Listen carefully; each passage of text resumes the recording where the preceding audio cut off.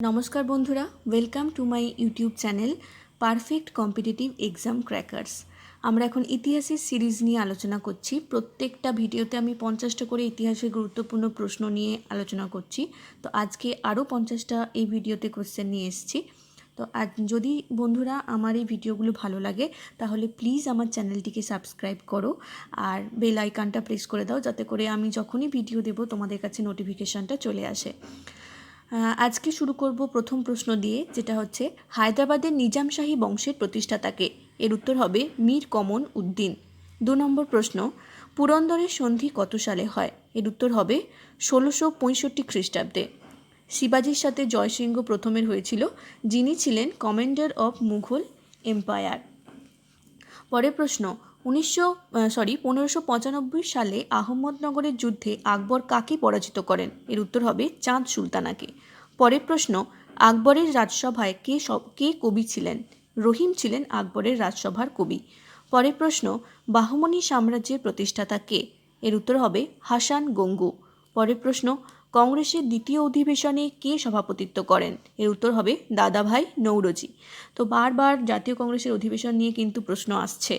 জাতীয় কংগ্রেসের অধিবেশনটা খুব ইম্পর্টেন্ট বিভিন্ন পরীক্ষার ইতিহাসের প্রশ্নের ক্ষেত্রে। পরের প্রশ্ন, কার নিকট থেকে অশোক বৌদ্ধ ধর্মে দীক্ষিত হন? এর উত্তর হবে উপগুপ্তের কাছ থেকে। পরবর্তী প্রশ্ন, কোন রাজ্যে বৌদ্ধ ধর্ম সবচেয়ে বেশি প্রচলিত ছিল? এটা হবে কোশল রাজ্যে। পরের প্রশ্ন, কবিরের পালক পিতার নাম কি? এর উত্তর হবে নরু। পরের প্রশ্ন, তুগলকাবাদ শহরের প্রতিষ্ঠাতা কে? এর উত্তর হবে গাজী মালিক।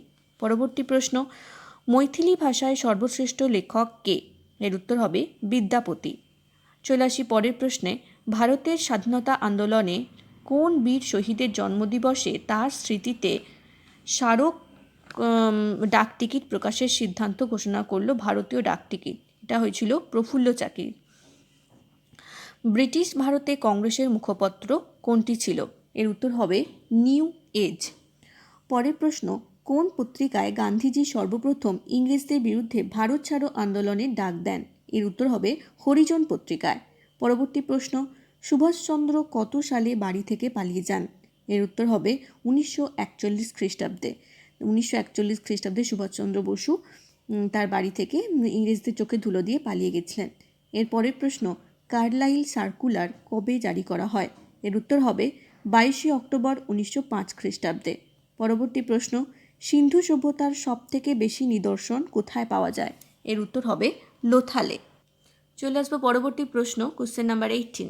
বঙ্গভঙ্গ বিরোধী আন্দোলনের সময় কাকে বাংলার মুকুটিন রাজা ও সারেন্ডার নট বলা হতো? এটা উত্তর হবে সুরেন্দ্রনাথ বন্দ্যোপাধ্যায়কে। 19 নম্বর প্রশ্ন, সিন্ধু সভ্যতার মানুষের কাছে কোন পশুর পরিচয় অজানা ছিল? এর উত্তর হবে ঘোড়া। তো সিন্ধু সভ্যতার মানুষরা কিন্তু ঘোড়া পালন কখন করতো না। পরবর্তী প্রশ্ন, সবচেয়ে প্রাচীন বেদ কোনটি? এর উত্তর হবে ঋগ্বেদ।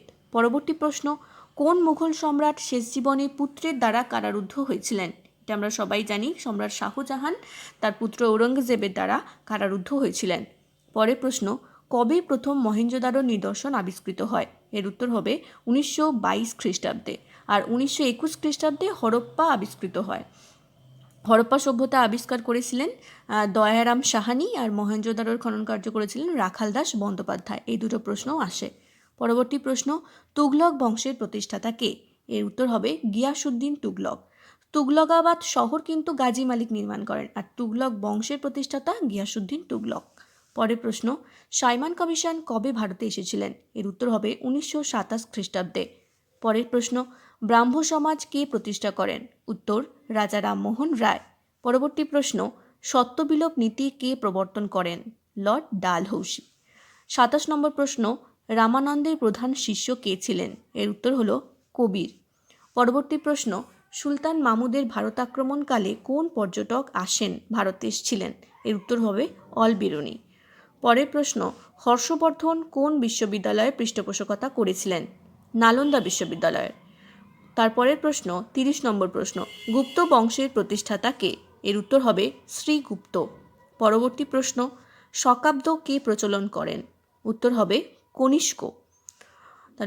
আর গুপ্তাব্দ প্রচলন কে করেছিলেন? প্রথম চন্দ্রগুপ্ত। শকাব্দ প্রচলন করেছিলেন কনিষ্ক। পরবর্তী প্রশ্ন, কার সময়কালে ভারতের রাজধানী কলকাতা থেকে দিল্লিতে স্থানান্তরিত করা হয়? এর উত্তর হবে লর্ড দ্বিতীয় হার্ডিঞ্জ। পরবর্তী প্রশ্ন, ইয়াং বেঙ্গল সোসাইটি কে স্থাপন করেন? উত্তর হবে ডিরোজিও। চলে আসি 34 নম্বর প্রশ্নে, বোম্বে ইউনিভার্সিটি কবে স্থাপিত হয়?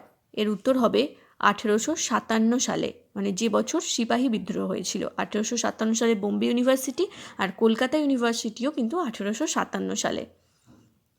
পরবর্তী প্রশ্ন, নেতাজি সুভাষচন্দ্র বসু কোথায় আজাদ হিন্দ ফৌজ গঠন করেন? সিঙ্গাপুরে গঠন করেছিলেন। পরবর্তী প্রশ্ন, কনিষ্কের বিখ্যাত মস্তকহীন মূর্তি কোন শিল্পরীতির উদাহরণ? এর উত্তর হবে গান্ধার শিল্পরীতি। পরবর্তী প্রশ্ন, অমৃতসরের স্বর্ণমন্দির কোন শিখ গুরুর সময় নির্মাণ করা হয়? এর উত্তর হবে গুরু রামদাস। পরবর্তী প্রশ্ন, সিপাহী বিদ্রোহের প্রথম শহীদ কে? এটা খুব কমন প্রশ্ন, এর উত্তর হবে মঙ্গল পাণ্ডে। পরবর্তী প্রশ্ন, লাইফ ডিভাইন গ্রন্থটির রচয়িতা কে? অরবিন্দ ঘোষ। চলে আসবো পরের প্রশ্নে, যেটা হচ্ছে যে গান্ধীজির রাজনৈতিক গুরু কে ছিলেন? এর উত্তর হবে গোপাল কৃষ্ণ গোখলে। 41 নম্বর প্রশ্ন, সুলতান মাহমুদ কতবার ভারত আক্রমণ করেছিলেন? সুলতান মাহমুদ মোট 17 বার ভারত আক্রমণ করেছিলেন। 42 নম্বর প্রশ্ন, আকবরের সমাধি কোথায় অবস্থিত? আকবরের সমাধি সেকেন্দ্রাতে অবস্থিত। পরবর্তী প্রশ্ন, কৃতদাসদের কৃতদাস বলা হয় কোন সুলতানকে? এটি বলা হয় ইলতুৎমিশকে। পরের প্রশ্ন, ক্যাপ্টেন লক্ষ্মী স্বামীনাথন কোন বাহিনীর নেতৃত্ব দেন? এটি ঝাঁসির রানী বাহিনীর নেতৃত্ব দিয়েছিলেন ক্যাপ্টেন লক্ষ্মী স্বামীনাথন। পরের প্রশ্ন, মহাবীরের মাতার নাম কি? মহাবীরের মাতার নাম হলো ত্রিশলা। চলে আসবো 46 নম্বর প্রশ্নে, ফোর্ট উইলিয়াম দুর্গ কত সালে নির্মিত হয়? ফোর্ট উইলিয়াম দুর্গ নির্মিত হয়েছিল 1700 খ্রিস্টাব্দে। আর ইংরেজদের তৈরি প্রথম দুর্গ হলো সেন্ট জর্জ দুর্গ। পরবর্তী প্রশ্ন, কাঞ্চির কৈলাসনাথ মন্দির কে নির্মাণ করেন? এটি নির্মাণ করেছিলেন নরসিংহ বর্মন। 48 নম্বর প্রশ্ন, দক্ষিণ ভারতে জৈন ধর্ম প্রচারে অগ্রণী কে ছিলেন? এর উত্তর হবে ভদ্রবাহু।